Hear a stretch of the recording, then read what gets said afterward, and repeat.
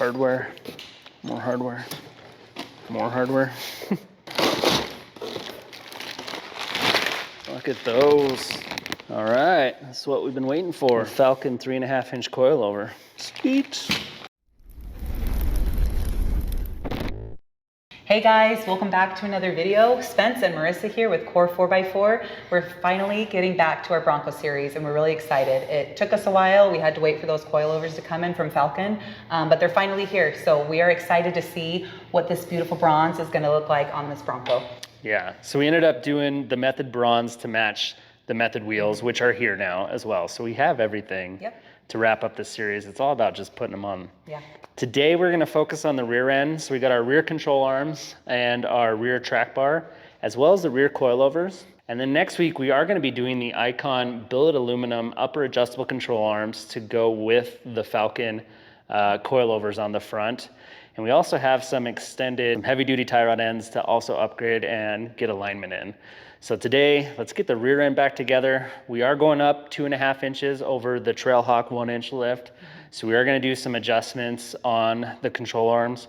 We're gonna start there, and then we're gonna knock out the passenger side just so we can get that gas tank back up. So if you watched the video before, we did have to drop the gas tank to get at that upper control arm bolt. So we're gonna set some lengths. We're gonna get everything else together. We'll do the coilovers, put the inner liners on, and yeah, let's get at it. So as I said, we are changing the height of the Bronco, so we do need to make some adjustments to our control arms and our track bar before we do the install. Now they are adjustable while installed, so we're just gonna set them so we're close, and then we're gonna let the alignment shop really do the rest. Now for adjusting, your rear lower control arms are gonna set your wheelbase. So that's gonna help you center your axle in the wheel well here. Now the upper rears, we're gonna use those to set our pinion angle. Now it's really important to have our pinion in line with our driveline on this Bronco to avoid any driveline vibrations or uneven wear there. Now your rear track bar, that's used to center your axle left to right. Now as far as length, a good place to start on a 3.5-inch lift for the Ford Bronco. For the lower control arms, we could be anywhere between 1/4 and 1/2 inch over factory length. The upper control arms are about the same. We'll be closer to 1/2 inch depending on where the pinion sits at ride height. And the rear track bar, we're gonna start at 1/4 inch over factory length. So let's get all our lengths set and then we can just start bolting these on.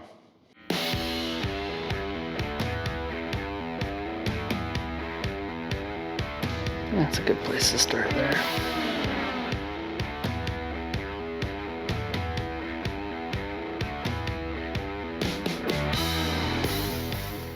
Okay, so now I have the rear track bar set to length.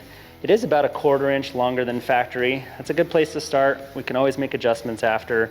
And I've set one of the rear lower control arms. This is between 1/4 and 1/2 inch longer than the factory length. And starting length is important, but what's more important on control arms is that they match left to right. So we are gonna match this other control arm to this one by lining them up with the bolts. I'm gonna put this one on top of the one we already have set and adjust it until both bolts drop in freely, and then they'll both be the same length. And any adjustments we do, we wanna make sure we make the same adjustments on the left as we do on the right. It's really gonna help us stay close and make it easier for the alignment shop when they go to align everything.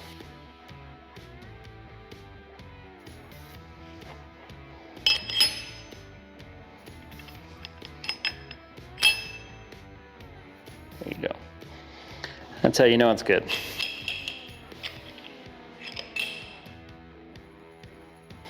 Good. Now that we got our lower set to length, we're gonna move on to our upper control arms, do the same thing.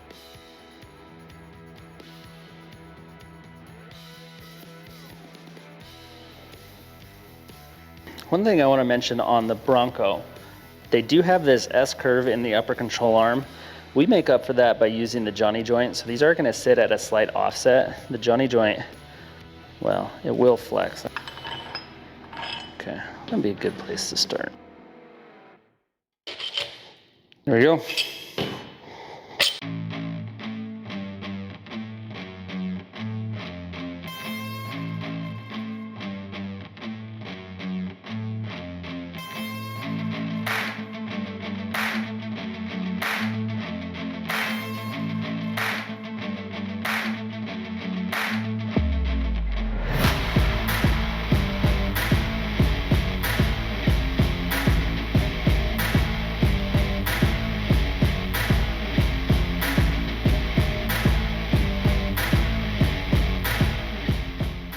So now that we have our passenger side control arms in, I really wanted to torque everything down just so that we can get the gas tank back up and out of our hair.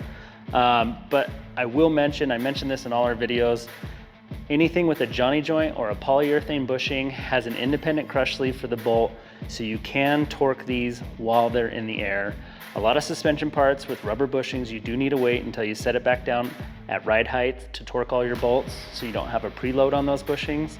That is not the case with Johnny joints or polyurethane bushings. So we're gonna torque everything in the air, which makes it a lot easier. On all the control arms, the torque spec is 160 foot-pounds. So we're gonna set everything to 160 foot-pounds. We're gonna leave the jam nuts alone until we set it down and see if we need to do any more adjusting. But these jam nuts are 250 foot-pounds when we do get to torquing those down. So for now, we're gonna torque down the passenger side just so we can get the gas tank back up out of the way so it's not hanging here, get it out of our hair. We'll do the rest of the parts and then we'll move on to the coilovers.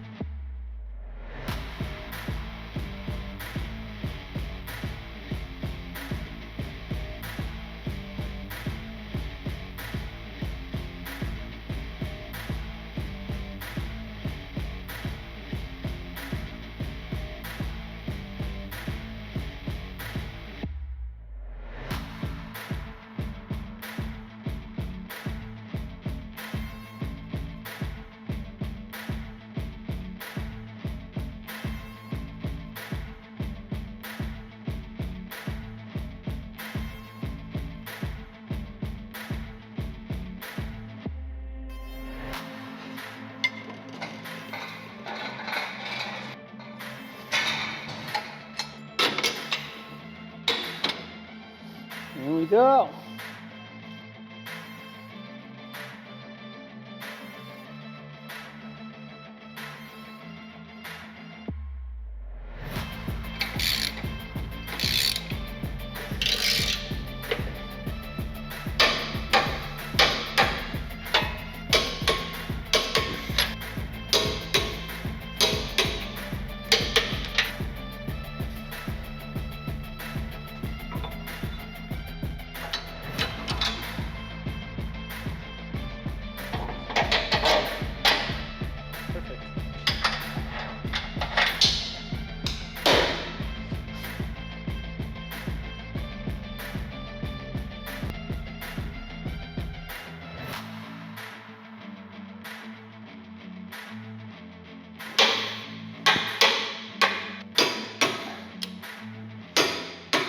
Now, installation is pretty straightforward on these. Few minor differences, like the factory coilovers do have a top hat up here that bolts directly to the frame, and the Falcon ones do not, but they do include this nifty little bracket that we're gonna be bolting to the frame that allows the eyelet to bolt directly to the bracket.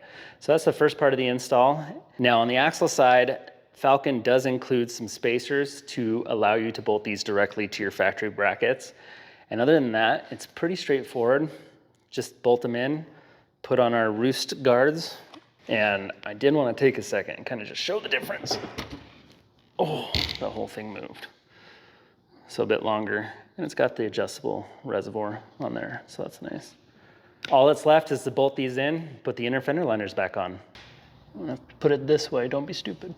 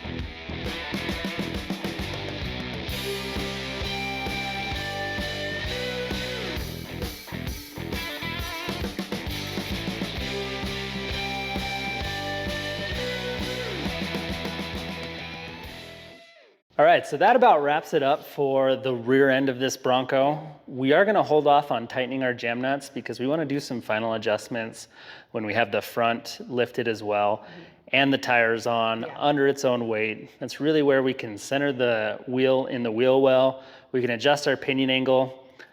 We do have a little weight on the coilovers right now. It's not the full weight of the Bronco, but it does look like we do need to turn that pinion down a little bit, so our initial adjustments were off slightly. But other than that, this really went together pretty smooth. We did have to disconnect the sway bar to get enough droop to get the new coilovers in. And Eric doesn't know it yet, but we're just gonna make him some new end links. These Bronco end links are the shortest end links I've ever seen for the sway bar. So we're gonna make some crawl series with a little more length for it, which is what you really need. The lift, yeah, when you do a lift on these anyway. So we'll help level out that sway bar, get it to where it needs to sit, and we're gonna match the rest of the parts under here. And what are we doing next week? So next week we're gonna be doing the front, and we're gonna be installing the Icon arms. Yep. And we're gonna be doing the tie rod end, and we're gonna be doing the front coilovers. So. Which really rounds out this, it's basically a little 3.5-inch lift we put together with the Falcon shocks. Yeah.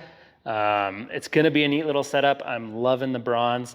It matches the wheels. Yeah, I think really this is really gonna stand out, so I'm excited. Thank you so much for watching, and if you enjoy our videos, please don't forget to like, comment, and subscribe. That really helps us out, and catch us next week.